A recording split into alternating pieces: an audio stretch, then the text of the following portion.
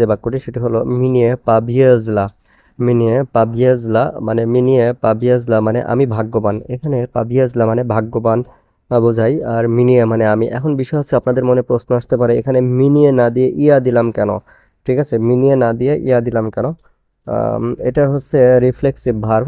পাভিয়েজলা এটা হচ্ছে reflexive verb. Reflexive ভার্বের আগে মিনিয়ে, যেমন নুজনা শব্দের আগে মিনিয়ে, রাভিচ্ছিয়া শব্দের আগে মিনিয়ে বসে, ঠিক তেমনই পাভিয়েজলা এই শব্দের আগে পাভিয়েজলা এই শব্দের আগে কি বসবে? মিনিয়ে বসবে। তো মিনিয়ে পাভিয়েজলা মানে আমি ভাগ্যবান। মিনিয়ে পাভিয়েজলা মানে আমি ভাগ্যবান।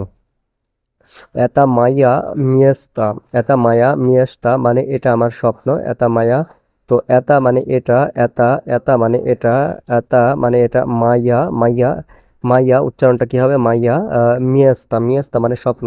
এতা মায়া মিয়েস্তা এটা আমার স্বপ্ন। এতা এতা মায়া মিয়েস্তা। এতা মায়া মিয়েস্তা, তো এতা মানে এটি, মায়া মানে আমার।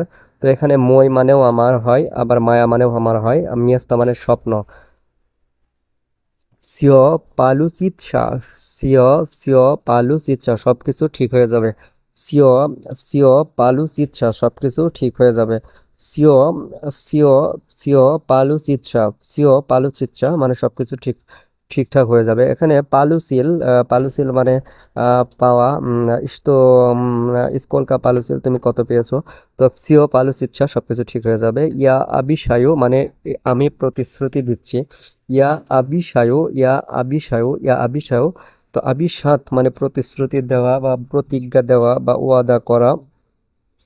তো এটাকে বলা হয় আবিশাত। তো এখানে আবিশাত মূল শব্দ আবিশাত থেকে পরিবর্তন হয়ে হয়েছে আবিশায়ু। তো কিসের কারণে? প্রোনাউন ইয়া এর কারণে। ইয়া আবিশায়ু মানে আমি প্রতিশ্রুতি দিচ্ছি। ইয়ানি সূচো, ইয়ানি সূচো মানে সুৎকা মানে মজা বা রসিকতা। ঠিক আছে, তো আমি মজা করছি না। ইয়ানি সূচো আমি মজা করছি না। এখন যদি বলেন আমি মজা করছি, ইয়া সূচো, ইয়া সূচো, ইয়া সূচো মানে আমি মজা করছি। যদি আপনি বলেন যে আমি মজা করছি না, তো সূচোর আগে নিয়ে শব্দটা বসায় দিলেই হয়ে যাবে যে ইয়া নি সূচো আমি মজা করছি না। ইয়া নি সূচো, ইয়া নি সূচো, ইয়া নি সূচো মানে আমি মজা করছি না। এটা এটা ভাস না। এটা ভাস না মানে এটা গুরুত্বপূর্ণ। এটা ভাস না মানে এটা গুরুত্বপূর্ণ। এটা এটা মানে এটি বা এটা। ভাস না মানে গুরুত্বপূর্ণ। তো আপনি যদি এটাকে এখানে ভাস না এর জায়গায় যদি বলেন ভাস মোজ না, তার মানে ভাস মোজ না মানে সম্ভব। ভাস মোজ না মানে কি? সম্ভব। ভাস মোজ না, ভাস মোজ না মানে সম্ভব। এটা ভাস মোজ না এটা সম্ভব, কিন্তু এখানে আছে ভাস না। তো এটা কি ভাস না মানে ইম্পর্টেন্ট বা গুরুত্বপূর্ণ। এটা ভাস না, এটা ভাস না মানে এটা গুরুত্বপূর্ণ।